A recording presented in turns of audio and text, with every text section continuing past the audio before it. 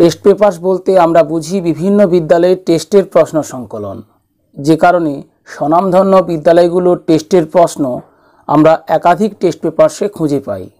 Dear students, মাধ্যমিক test paper সমাধান সংক্রান্ত এই পর্বে জেনকিন্স স্কুল কোচবিহার এর মাধ্যমিক 2022 টেস্ট গণিত প্রশ্ন, যা শিক্ষা প্রকাশন কর্তৃক প্রকাশিত WBTA মাধ্যমিক টেস্ট পেপার্স 2022-তে 419 পেজে এবং পশ্চিমবঙ্গ মধ্যশিক্ষা পর্ষদ কর্তৃক প্রকাশিত মাধ্যমিক টেস্ট পেপার্স 2021-2022-তে 412 পেজে আছে। এখন আমরা তার MCQ সমাধান করব। নিম্নলিখিত প্রশ্নগুলির প্রতিটি ক্ষেত্রে সঠিক উত্তরটি নির্বাচন করো। প্রথম প্রশ্ন, 5 বছরের সুদ ও আসলের অনুপাত 3:10 হলে সুদের হার হয় 4%, 5%, 6%, 8%। 5 বছরের সুদ ও আসলের অনুপাত 3:10 হলে 10 টাকায় 5 বছরের সুদ হয় 3 টাকা। অতএব 100 টাকায় 1 বছরে সুদ হয় 10 টাকায় 5 বছরের সুদ হয় 3 টাকা।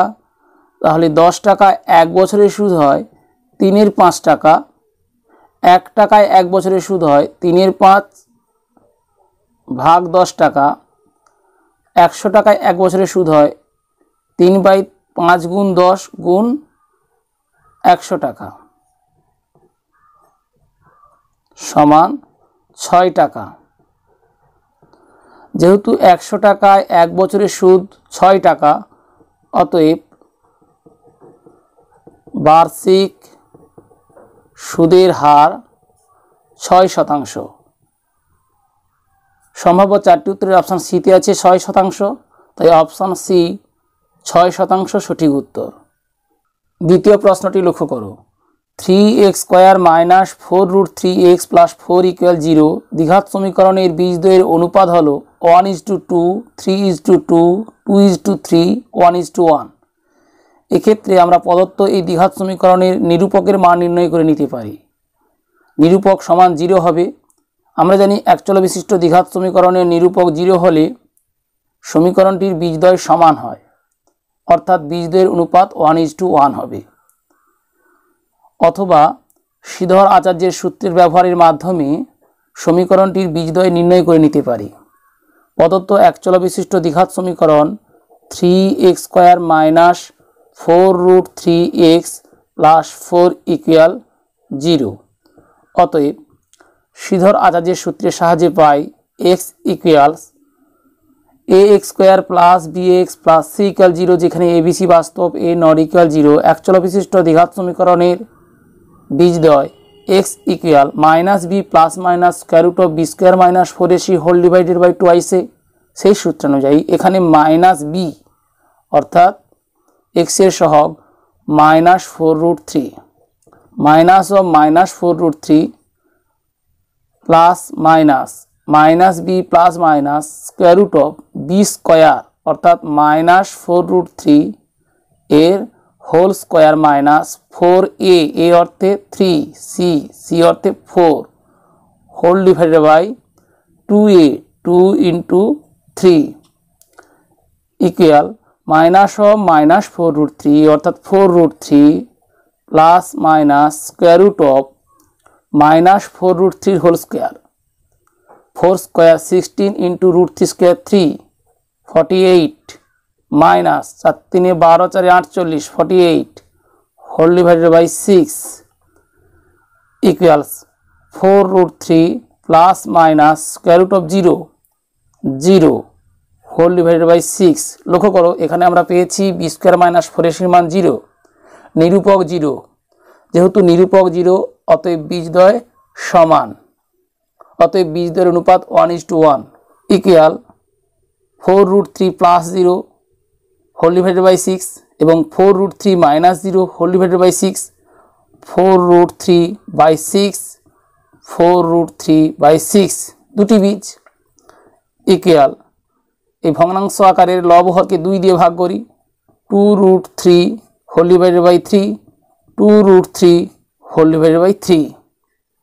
অতএব বীজদ্বয়ের অনুপাত 2√3 whole divided by 3 is to 2√3 whole divided by 3 equal 1:1। সম্ভাব্য চারটি উত্তরের অপশান ডিতে আছে 1:1, অপশান ডি 1:1 সঠিক উত্তর।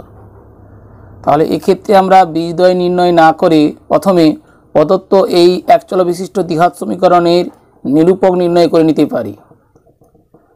নিরূপক ইকুয়াল b² - 4ac, অর্থাৎ এই অংশটি -4√3 হোল স্কোয়ার -4 ইন্টু a, অর্থাৎ 3 ইন্টু c 4 ইকুয়ালস 48 - 48 ইকুয়াল 0। যেহেতু নিরূপক সমান 0, অতএব বীজদ্বয় সমান, অতএব বীজদ্বয়ের অনুপাত 1:1। এভাবে আমরা সম্ভাব্য চারটি উত্তরের অপশান ডি সঠিক উত্তর নির্বাচন করতে পারি। তৃতীয় প্রশ্নটি লক্ষ্য করো। একটি লেদ মেশিনের বার্ষিক অপচয়ের হার r% হলে n বছর পর p টাকার লেদ মেশিনটির মূল্য হবে সম্ভাব্য চারটি উত্তরের কোনটি সঠিক? একটি লেদ মেশিনের বার্ষিক অপচয়ের হার r% হলে n বছর পর p টাকার লেদ মেশিনটির মূল্য হবে, এটি সমহার হার সংক্রান্ত একটি সমস্যা। এক্ষেত্রে p × 1 - r/100 whole to the power n এই সূত্রে ব্যবহার করতে হবে। মেশিনটির মূল্য হবে, এখানে p হবে into 1 - r divided by 100 whole to the power n, এত টাকা। সম্ভাব্য চারটি উত্তরের অপশান এতে আছে p × 1 - r/100 whole to the power n। তাই সম্ভাব্য চারটি উত্তরের অপশান এ p × 1 - r/100 whole to the power n এক্ষেত্রে সঠিক উত্তর। সম্ভাব্য চারটি উত্তরেই মেশিনটির মূল্যের সাংখ্যমান দেওয়া হয়েছে, প্রতিটি ক্ষেত্রে একক টাকা হবে। আমরা প্রয়োজনে এখানে টাকা লিখতে পারি। চতুর্থ প্রশ্নটি লক্ষ্য করো। এ বি সি ডি বৃত্তস্থ চতুর্ভুজের এ বি হল অকেন্দ্রীয় বৃত্তের ব্যাস। কোণ এ বি সি, অর্থাৎ এ বি সি ডি বৃত্তস্থ চতুর্ভুজের বি কোণ সমান 60 ডিগ্রি এবং কোণ সি এ ডি সমান 35 ডিগ্রি হলে কোণ বি সি ডি এর মান হবে, অর্থাৎ এ বি সি ডি বৃত্তস্থ চতুর্ভুজের সি কোণের মান হবে 70 degree, 95 degree, 105 degree, 115 degree. A B C D বৃত্তস্থ চতুর্ভুজের সি কোণের মান নির্ণয় করতে হবে। এক্ষেত্রে আমরা অর্ধবৃত্তস্থ কোণ সমকোণ এবং বৃত্তস্থ চতুর্ভুজের বিপরীত কোণগুলি পরস্পর সম্পূরক, এই দুই সাধারণ নির্বাচনকে কাজে লাগাবো। এ বি সি ত্রিভুজের সি কোণ সমকোণ, কারণ এটি অর্ধবৃত্তস্থ কোণ, বি কোণ 60 ডিগ্রি, সেখান থেকে আমরা এই কোণের মান পেয়ে যাব।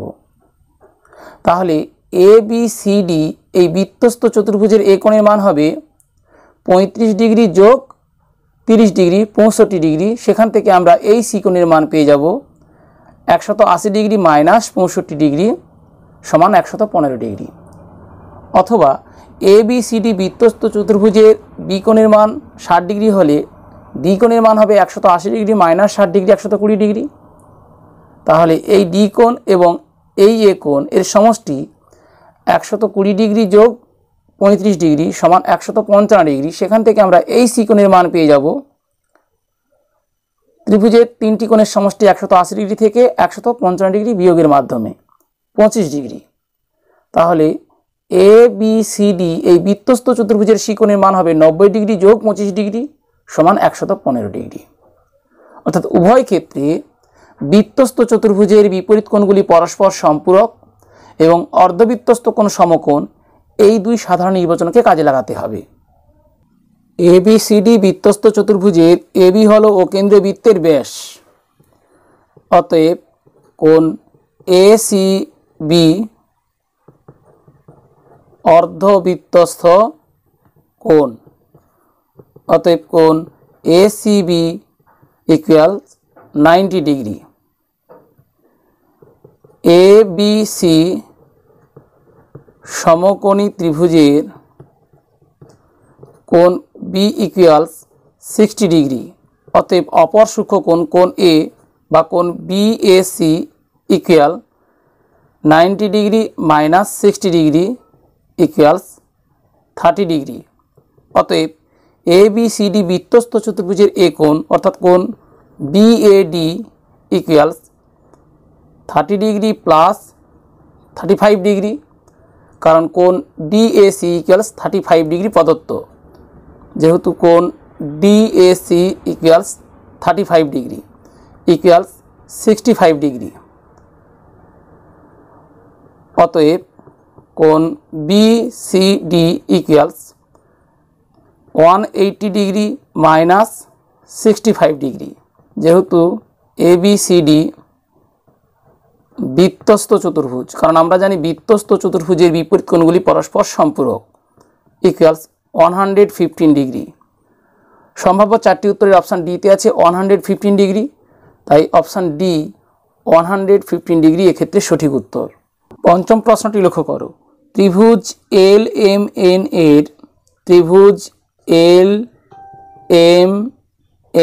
এর এম এন বাহুর সমান্তরাল সরলরেখা এল এম এবং এল এনকে যথাক্রমে পি ও কিউ বিন্দুতে ছেদ করে। এল এম এবং এল এনকে যথাক্রমে পি ও কিউ বিন্দুতে ছেদ করে, অর্থাৎ এম এন সমান্তরাল পি কিউ। পি এম সমান এল কিউ, PM সমান LQ, LP সমান 9 সেমি, LP সমান 9 সেমি এবং QN সমান 4 সেমি, QN সমান 4 সেমি হলে PM এর মান হবে 5 সেমি, 6 সেমি, 8 সেমি, 9 সেমি। ত্রিভুজ LMN এর MN সমান্তরাল PQ। থ্যালাসের উপপাদ্য প্রয়োগ করে পাই PM/LP ইকুয়াল QN/LQ, বা বজ্রগ্রহণ করি PM/LQ ইকুয়ালস QN/LP, বা প্রশ্নে বলা হয়েছে PM ইকুয়ালস LQ, তাহলে LQ এর পরিবর্তে PM বসাতে পারি, অর্থাৎ PM এর স্কয়ার ইকুয়াল QN/LP, যেহেতু LQ ইকুয়ালস PM, বা PM equals square root of QN/LP। এখানে আমরা প্লাস মাইনাস চিহ্ন দেব না, কারণ PM দৈর্ঘ্য PM গ্রেটার দেন 0, বা PM equal square root of QN 4 সেমি প্রদত্ত, 4 ইন্টু LP 9 সেমি প্রদত্ত, 9 একক এখানে সেমি হবে, equals 2 into 3 semi equals 6 semi, অর্থাৎ PM এর দৈর্ঘ্য 6 সেমি। সম্ভাব্য চারটি উত্তরের অপশান বিতে আছে 6 সেমি, তাই অপশান বি 6 সেমি এক্ষেত্রে সঠিক উত্তর। শেষ প্রশ্নটি লক্ষ্য করো, একটি গোলকের আয়তন ও বক্রতলের ক্ষেত্রফলের সাংখ্যমান সমান হলে ব্যাসার্ধের দৈর্ঘ্য হবে 2 একক, 3 একক, 4 একক, 6 একক। মনে করি গোলকটির ব্যাসার্ধের দৈর্ঘ্য হবে r একক। প্রশ্নানুসারে আমরা জানি কোনো গোলকের ব্যাসার্ধের দৈর্ঘ্য r একক হলে তার আয়তন 4/3 পাই r কিউব ঘন একক এবং তার বক্রতলের ক্ষেত্রফল 4 পাই r স্কয়ার বর্গ একক। প্রশ্নে বলা হয়েছে গোলকের আয়তন ও বক্রতলের ক্ষেত্রফলের সাংখ্যমান সমান, অর্থাৎ 4/3 pi r cube equals 4 pi r square, বা r cube by r square equals 4 pi by ডান পক্ষের লবে আছে 4 পাই 4 পাই হরে আছে 3, যা ডান পক্ষের লবে হবে। লব হরকে 4 পাই দিয়ে ভাগ করি, বা r cube by r square, r equals 3। অতএব গোলকটির ব্যাসার্ধ হবে 3 একক। সম্ভাব্য 4টি উত্তরের অপশান বিতে আছে 3 একক, তাই অপশান বি 3 একক সঠিক উত্তর। প্রিয় শিক্ষার্থীরা, আশা করি এই পর্বে প্রতিটি সমস্যার সমাধান কৌশল বুঝতে পেরেছো। বুঝতে কোনো সমস্যা হলে কমেন্ট বক্সে জানাও, এবং পরবর্তী পর্বের নোটিফিকেশন পাওয়ার জন্য চ্যানেলে প্রথম হলে চ্যানেলটি সাবস্ক্রাইব করে পাশে থাকা বেল আইকনটি প্রেস করো।